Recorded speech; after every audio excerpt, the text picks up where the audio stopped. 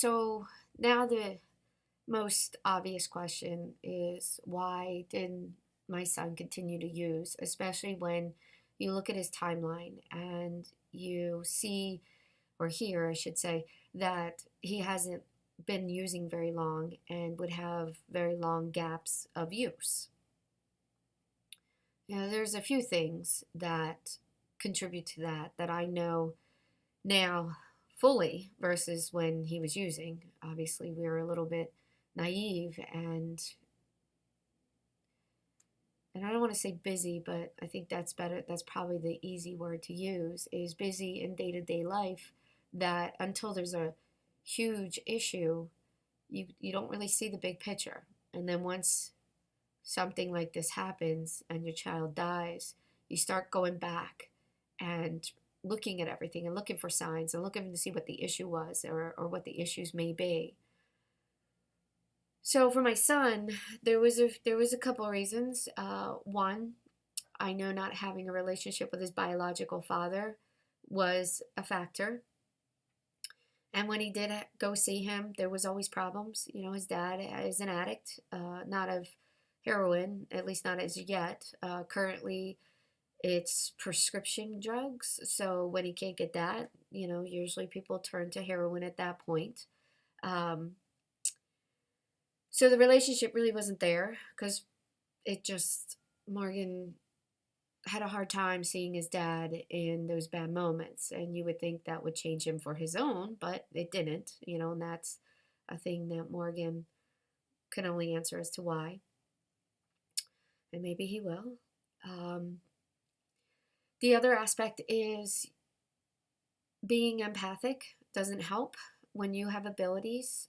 Like myself, I am a full spiritual medium. And so I still get to talk to him and see him. It's, like I said, a blessing, but a curse at the same time. And I'll go into more of that later. But as an empathic, you feel what other people are feeling, whether they're alive or dead. So whatever pain they had when they were alive that they're still exhibiting in death to get your attention, you're going to feel it. So the stabbing pain in your back, the emotional mood swings that kind of come and go for no reason whatsoever, the nausea in your stomach that just seems to stem from nowhere and then disappear as quickly as it came. These are all things that empathics, along with many other things, experience. And a lot of empathics also have a lot of panic attacks and anxiety attacks. And they feel very claustrophobic, even in the middle of a big room with nobody in there. And the reason for that is there is a lot of spirits surrounding you. So even though you can't see them, your soul senses them, and your communication perspective senses them. And when you're completely surrounded, just as you would in life, if there was a lot of people surrounding you, you would have claustrophobia issues, you would have panic attacks, you would have anxiety. So my son, I figured out when he was about 15, 16 years old that he was empathic. And I tried to get him to learn to control it because there is a way to control spirits so that way you have peace and you don't feel so overwhelmed all the time. But unfortunately, at that age, he just wanted me to take care of it, and I had no problems doing it, but it only worked for a short period of time. As soon as he was out and about in the real world, all the spirits that are out there and all the people, the negative energy and draining energy of people out there start to take effect. And without knowing how to control it yourself, you will never, ever, ever be completely safe and secure. So he only felt really safe at home. He barely spent the night out of the house because he always felt uncomfortable in the end and would come home. So that is another factor of why he used. Then there's also the fun of it. I've never done drugs, as I said, different experience, but I'm told by recovering addicts that heroin is extremely fun. And the first time you use, you're always trying to catch that first high. So I'm sure that had something to do with it. And then there was some level and some issues with my second husband. mostly because he was confusing. You know, he would say how much he cared and loved and would buy things and shower you with gifts and attention. But when he was drinking, he could become very verbally abusive.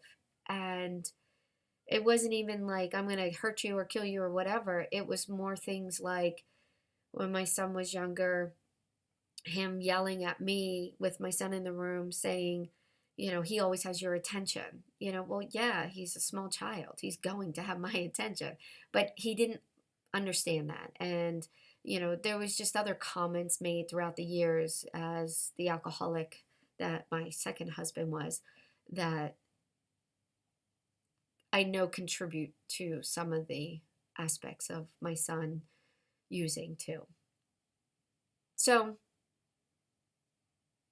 I know there's my own faults, and I live with some of that guilt every day. And I know some of that guilt I shouldn't have, but I do. You know, maybe if I would have left my second husband when I found out he was drinking again, you know, things might have been different. Maybe if when Morgan got older, I forced him to have dinner with me instead of, you know, I'm not hungry and I don't want to eat now, you know, so I don't make him eat with me. Um, when he came back after being sober for 3 months, you know, I have guilt that I didn't watch him more like a mother hen like I used to. But when you have your child back the way that they were before this all started, you know, you actually believe that they're fine now. And I've learned that, you know, they're not fine. And it takes a lot of time for them to be fine and safe. And so I have a lot of guilt about not being home and watching him a little bit more instead of, you know, going out to dinner with the boyfriend or whatever, you know, like there's a lot of guilt there. And there's a lot of woulda, shoulda, couldas that we can't change. Doesn't make the guilt any less. Doesn't mean that guilt won't go away. I don't think it ever will, but time will tell. So, so there's a few reasons why Morgan used. In the end, it can happen to anybody. So knowing what the code words are out there is key when you're listening to your children talk about things, because they all use code now. They all use, you know, different various things, changing words around, making new whatever terms for the drugs that are out in the world. Um, I did question, you know, what they were talking about sometimes, and of course, you know, they're not going to tell me the truth. So, you know, you got to question others, you know, question the local police department to find out what the code names are of the drugs out there. They know, they deal with it all the time. So we do have options for those that are still here and to stop those from potentially using in the future.